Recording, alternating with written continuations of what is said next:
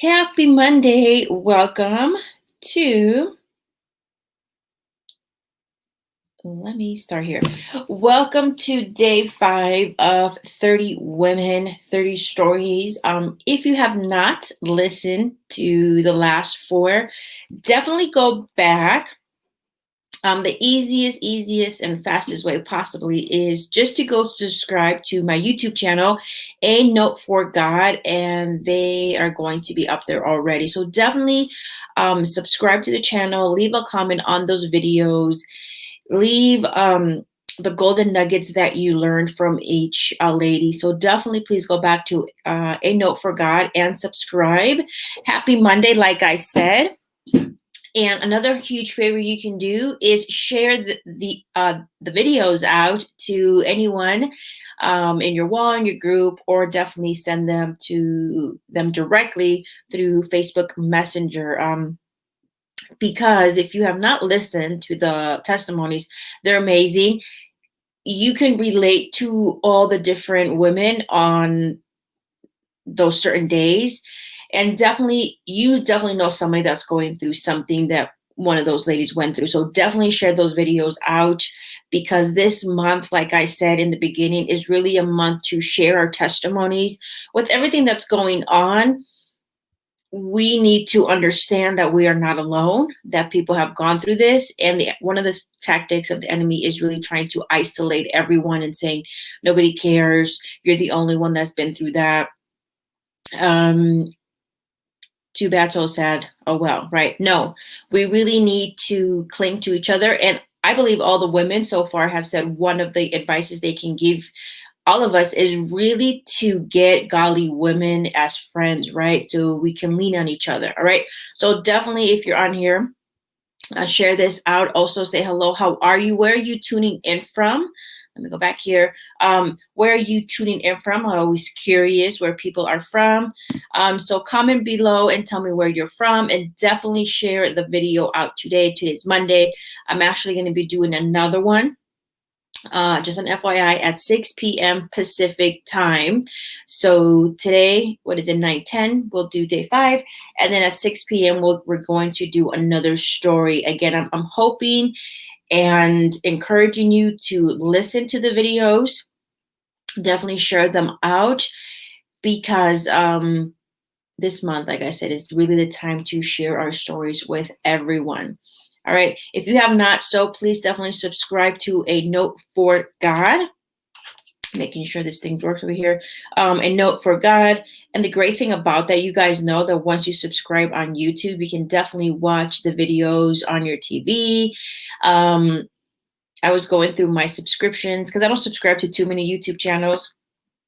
And I was going through the videos, and my kids were like, wait, isn't that you on TV? So definitely it's nice just to see that up there. So definitely subscribe to the YouTube channel, A Note for God. In addition, let's say you finish watching all the videos, my podcasts are also uploaded. There's about 4 or 5 different episodes.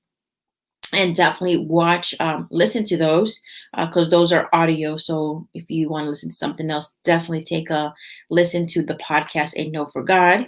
Alrighty. So again, the whole month of September, I'm going to be interviewing a woman to know her background and really what led her to give her life to Christ, and then what is happening on afterwards, right? So hopefully you catch that. 2 ways to participate. If you are ready to share your testimony, definitely send me your name, because I do have a couple more days available. So if you're ready to share your testimony, DM me, comment below, send me a text if you have my number, and say I'm ready, and we'll pick a day. If you're not, if you're a little shy, totally okay. The way you can support us also by sharing the videos, commenting.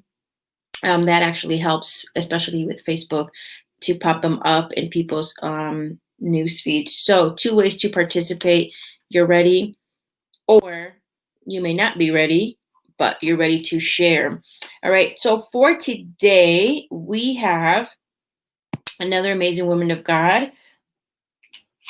and I don't want to butcher her name, but again, if it's wrong, then she can definitely correct me. Her name is LaKeali. Let me bring her in. Did I say that right? You Oh, did. okay. You Let me say it did. slow. Let me say it slow so I don't butcher it. Look, it gets butchered quite often, so I'm like, I'll just correct it if it's Right, not right. right. I was like, can you audio for me? Because I know I'm going to butcher it, but that's okay. We got it. Thank you so much. You can definitely follow her on Facebook at LaKeali Felton dash Hampton. And then in Instagram, I will move that in a second. Um, at underscore. Mm-hmm. Okay, your fave black girl therapist underscore, correct? Yes.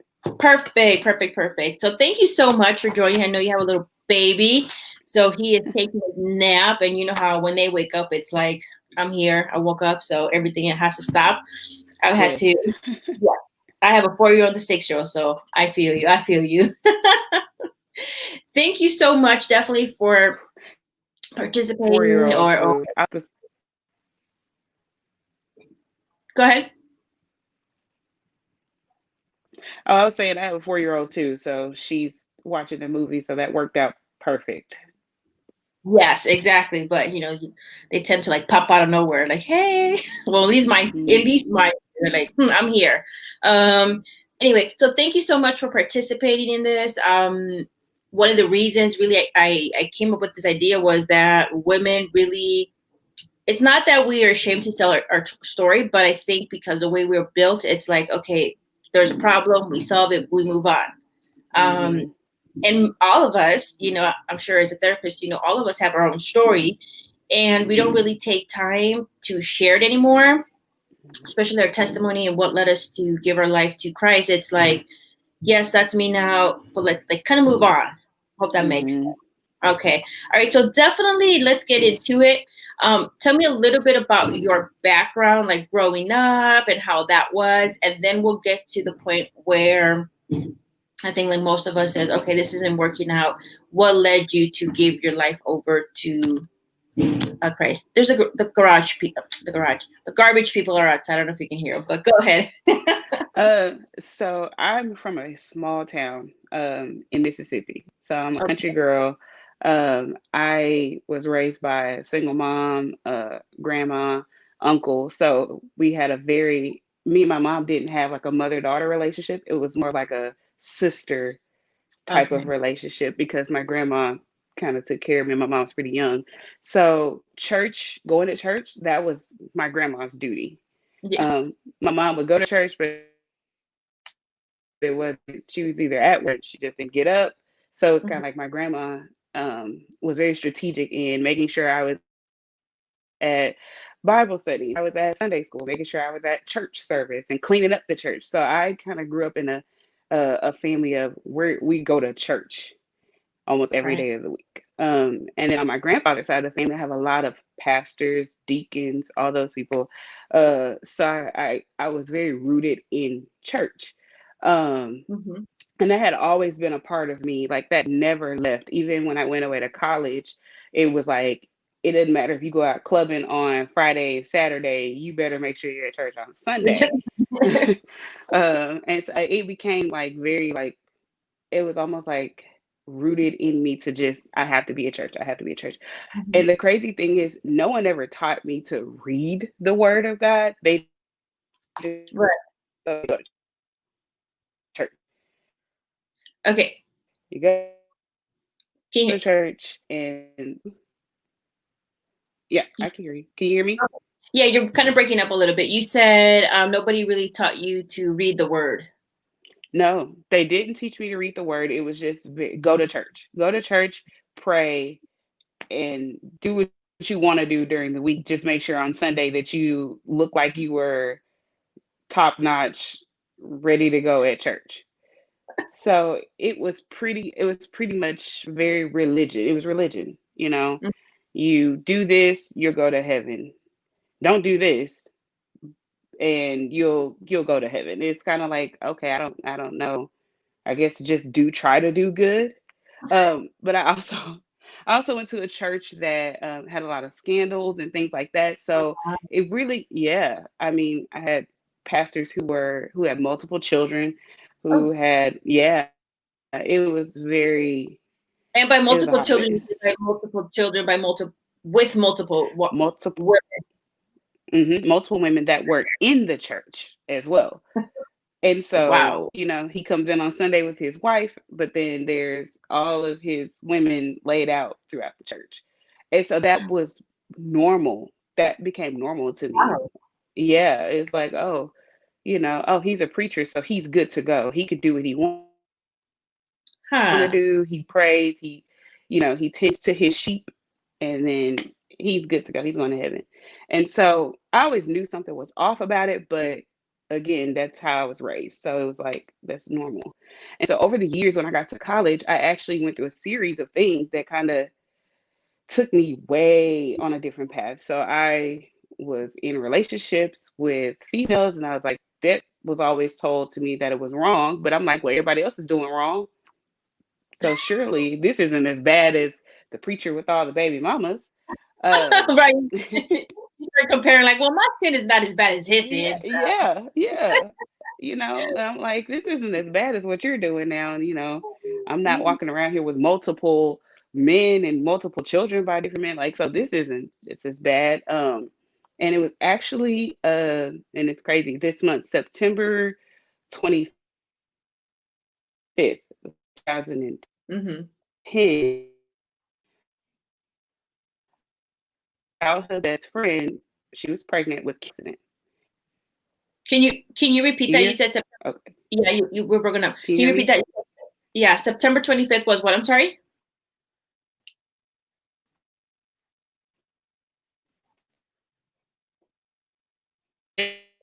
Oh, In a car the one. accident. Oh, or your friend got in a car accident. Yes, and she was killed. So that took my life on a completely different path, because at Mm-hmm. that point, all I wanted to do was just drink. Like, I just want to drink. I don't want to feel anything. I don't want to think about this. And being that she was pregnant, that Wow. also kind of messed with me, because I'm like, not only she people.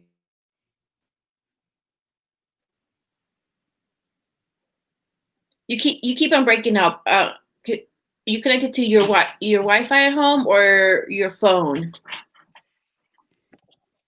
Wi-Fi. I'm on Wi-Fi. Wi-Fi. Okay, hold on. Where is he? Go ahead, Papa. I'm almost done. Hold on a second. Go ahead, Papa. I'm almost done.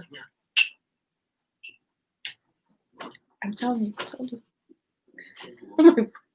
Okay, my 4-year-old just walks in here with his luggage. Like, we got to go somewhere. So you said September A trip. 25th. Yeah, he's hilarious. You said that your friend got in a car accident and she was Yes. pregnant. Okay, and she died. Mm-hmm. Okay. Yes. We got that part because you were kind of breaking up at that part, and then your life kind of went downhill. Is that what you're saying? Yeah, I spun out of control. I didn't care Okay. about anything. I just cared about drinking and not worrying about anything or anyone, because at that point it was like, God, you took away one of the only people in this world that really understood me. And Right. so how could you do that? And not only did you take away her, you took away a innocent kid. Like, what? Right. It didn't process. And so I went through a deep depression through that. I tried to leave school. My mom was like, you can't leave college. We're not doing that. You're not going to just bow out just because of one Yeah. situation. I was like, okay. Then I got into an abusive relationship. So it's like a string of things over several years. Mm-hmm. It's funny because my husband was my friend at the time, and he was like, you talk to me about God all the time, and look at you. Like, you're over here about to give up. Right. Right. Should probably get my life together at some point. Um, and so that's when I really started actually reading the word for myself and Mm-hmm. not just letting someone else tell me what's in the word. Um, Right. and so things That's started key. getting a little bit better. Yes. reading, I was always taught whatever the preacher says is the word. You don't challenge it, Right.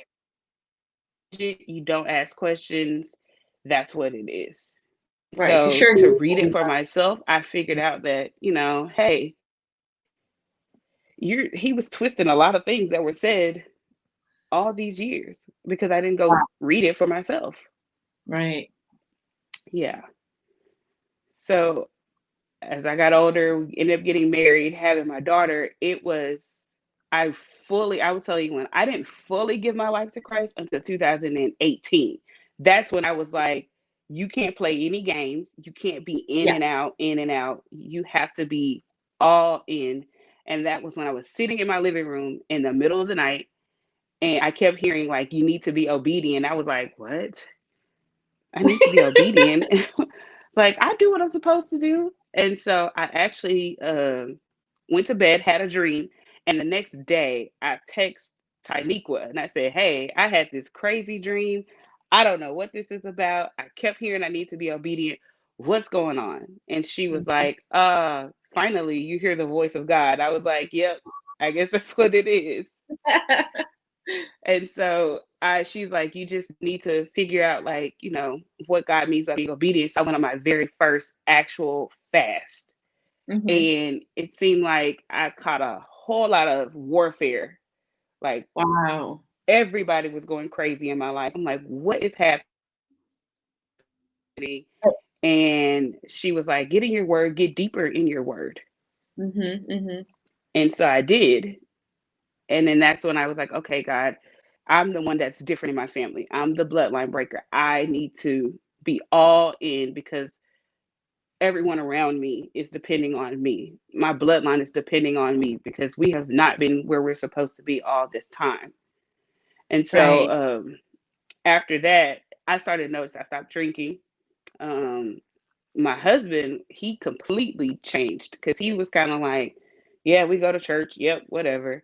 He started talking about God so much. I was like, oh wow, this is this is real. Yeah. This is real. And so he started reading the word and then we went on a fast together. And so I was like, this is was not taught to me. Fasting Yeah. was not taught to me. I grew up a Baptist girl. So it was singing and preaching and dancing and that was it. That was it. No reading the book, no reading the Bible, nor Yeah. fasting. I was same thing. I was brought up raised Catholic, and like I was saying to a couple of the girls, reading the Bible, like you said, was never really emphasized. I never really ever saw anybody carry the Bible. I think there was the Bible in the pews, but like it wasn't like get like when now that I go to a Christian church, it's like everybody carrying their Bible, or when the pastor starts preaching, it's open the Bible to passage, like Mm-hmm. or get now that, with technology, get your phones and get on your Bible app to this. Like, okay, I'll wait. Where I was like, there's me, the newbie, like skipping the pages. Now I don't know where the books are at. I was the same way. Like, wait a minute, hold on. I need a second. I'm the one that's turning real fast. Yeah. Yeah, yeah, exactly. Had to put the little tabs, but even with the tabs, I'm like, I don't know where they're at in the beginning. I was like, wait, where is Genesis? Like it's in the book in the beginning. Oh, shit, there it is. It's like, That's very much how I grew up. It was just like the Bibles were, like you said, in the back of the pews, mhm. and we never touched them. that's Never that's touched them. that's so sad. I mean, now that you think about it, it's really like sad because that's where you should be anyway. So you were saying that once both of you were on fasting and reading the Bible, did the marriage also change in that aspect? My marriage did change. I mean, I'll tell you, he has been my best friend for years. I mean, even when I was going through terrible relationships, but fasting together took us on another level of intimacy that I can't explain. It wasn't about, physical intimacy. It was our conversation, how we interacted with each other changed because I'm very much confrontational. Like, I don't mind arguing, and he's not so much like that. And so it went from me feeling like I need to be confrontational and him like shutting down to, okay, first of all, we need to come together and figure out what's the root of the issue. Because it used to be us attacking each other. And then I started realizing, especially when we fast, like we're on things are going on things are going to happen. There's going to be irritations that happen. And my Yeah. husband's like, I realized that a lot of the issues they're arguing about weren't really real issues. He was like, it was almost like someone was trying to create a division between us. I was like, Oh, yeah. that's He that's a started good. seeing, and he didn't grow up. He didn't grow up in the church, you said?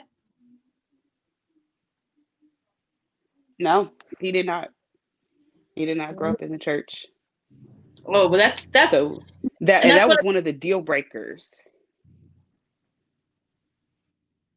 that he wasn't in church, or that you were in church.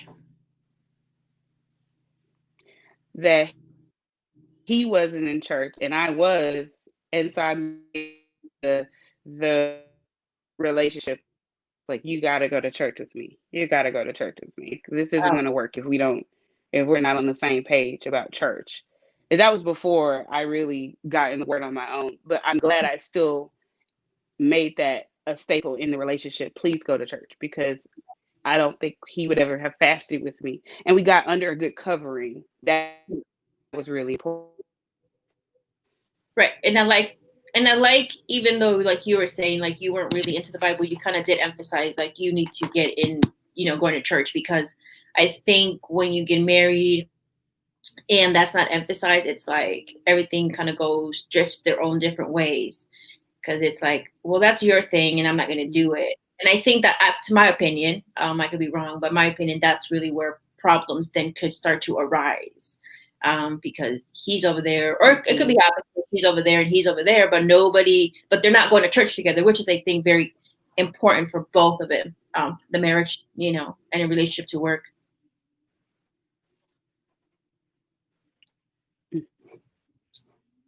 Okay. All right. So, okay, let me get to some of the questions. Who do you, when things are getting really tough? Like, if I to God,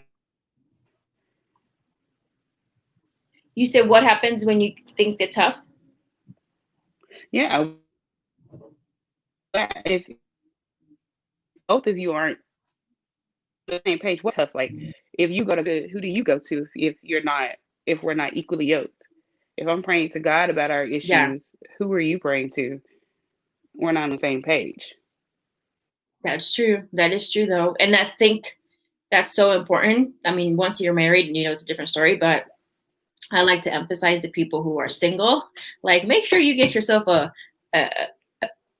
be married equally yoked, because if not, there will be problems. Listen to the voice of God, definitely. Mm-hmm. All right. So what question number one is advice you would give women that are going through the same thing you went through, with what you told me. What would be an advice that you can give them? My first advice would be, don't run to people. I made Mm-hmm. that mistake, and people gave me what they consider coping skills, which were, oh, do something to fill your mind. Let's go out to these places that were really filled with things that I didn't need to be involved in to begin with. That makes sense. So don't run to people initially when things go wrong. And I know sometimes we get angry with God, so we're like, well, I don't want to talk to God, because I'm mad at him. And it's okay. It's definitely okay to admit that you're angry. I Yes. think that what happens is we admit that we're angry, and then we sit in it, and then we start to create all these ideas in our head about, who we think God is. And Mm. if you're running to people and people aren't covered by God themselves, they definitely can't advise you on what to do. Right. They'll give you the wrong advice. We talked about that. They're Surely. not even Yes. living. Oh, yes. Yes. Okay. So question number two, is, what are some important things to do as a Christian woman? What are some important things that you think we should be doing? Fasting and praying. I say prayer. Let me say prayer first. Because I know some people, like, when you say fast, they run, like, automatically run. Pray Well, I know I first. Like, run make too. I sure was like, you're fasting. I like to eat. I don't want to I do love, that. I don't want to have to sacrifice any of that stuff. I love food. But I would say prayer and fasting were the two main things. Because I noticed when I started praying, that's when things actually started shifting in my household. Mm-hmm. Um, Even down to my daughter before my son, with my daughter, when she started watching me pray, it became instrumental for her. So now Yeah. she's not going to go to bed without praying and putting on the full armor of God. She's not going to wake up and start her day without prayer and the full armor of God.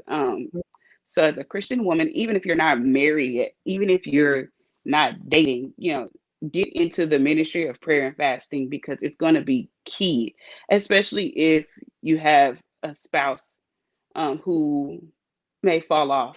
Sometimes we start Yeah. off really good and really strong, and life happens and it knocks us off course, and we distance ourselves from God. So you can't fully, you know, I always say, go to war for your household if you don't even know how to go to war with yourself for yourself. So That's true. that's That's a good. one of the first things. Yeah. Yeah, I had to learn that I had so many things inside of me that I needed to deal with, that Mm-hmm. there was no way I was going to be able to cover my husband and his things if I didn't first deal with my stuff. Yeah, that's true. I do agree with So that. get Like into that ministry. that. Yeah. Even if fasting to me, fasting was like, can I survive? You're gonna survive. You know what I mean? Like we have enough fat in our body to keep us alive for 2 days. Come on now, Right. That's what Right. we always think. Like you're gonna survive. All right. Question number 2. What? I already asked you that question. I didn't put it up there. Okay. And then third one, or the third question, if you know some, it could be one or a few. What are some of your favorite Bible verses? My ultimate favorite, and it probably sounds cliche, is Proverbs 31:25. And people always are like, that's so, why do you like that? I think it's because I was so lost. Like I said, I went through a period where I was in an abusive relationship. And so I Mm-hmm. really didn't have any dignity. I didn't have anything at that point. Like, I had given so much to this person and let them take so much from Yeah. me that I didn't even know who I was anymore. I didn't even know, I had no ambition anymore. I didn't know what I wanted to do in the future. I had given so much to this person that I allowed them to completely like take over. And so I had to remind Right. myself, and that I didn't even know what a Proverbs 31 woman was. Again, after that relationship is when I decided I need to get into the word.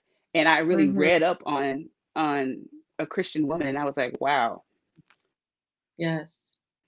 And the laughing without fear of the future really got to me, because I'm one that fears like what's coming next. I don't like the unknown. I don't like not knowing what I'm going on a day to day. I don't know, I don't like that. And so when it says she laughs without fear of the future, I'm like, huh, you can just laugh not even knowing tomorrow, at least I know tomorrow's going to be a good day. Yeah. Yeah. I think I'm the My same way like 4-year-old's that. in Where here. If you hear some, yeah. No, I didn't hear him. No, my 4 year old like isn't watching TV now. But I think I'm very much similar like you, where it says like I'm the kind of personality that I need to know like from A through Z plan. Like you can't tell me we're Mhm. going to go here. And I'm like, no, hold up. But where's A through Z and the plan? Are we going to stop? And it's like I'm very much like that. And with this walk, it's like you're not going to know if God is saying He's not going to let you know. That's a no. So keep on moving, kind of a thing. You have to trust what's coming, especially because for me, I think it was more about obedience, right? Like, are you being obedient so we can move on to the next step? So Yes. that's sometimes it's still a little hard, but it's a little bit easier than the beginning, because in the beginning I was like, I'm not doing it if you ain't telling me through the Z plan. I don't know. Right. I don't know It's if like, this I is need you to show me the signs. yes, definitely. And I was definitely like that. Like, well, can you just tell me A through Z and otherwise, we could I'm the next step, because I don't know what you might have for me on that next. I don't want to do that. yeah, oh, exactly. I can totally relate to it. I'm like, you're not telling me the next step, so I'm gonna sit right here. But that's now I'm doing better. Well, thank you so much for sharing your story. I really, really appreciate it. And like I said, I really wanted this series for other women to see that they're not alone and that we all go through different things. And if they can relate to one of the stories and really brings them out of whatever they're going through and really lean back to God, and like you said, and I think everybody so far has said, really getting into the word, reading the Bible, which is really critical because, I think I was like with you, like I didn't really change till 2018. I was surprised how people didn't read the Bible. I was like, well, how do you know what's in the Bible if you don't even read it? But that's for another discussion. So thank you so much for coming on. I really appreciate it. Oh, thank you for having me. This was fun. I like this. Being able to Thank, listen to the stories. yeah. All right. Thank you so much. Let me see if we can end this. All right. Thank you.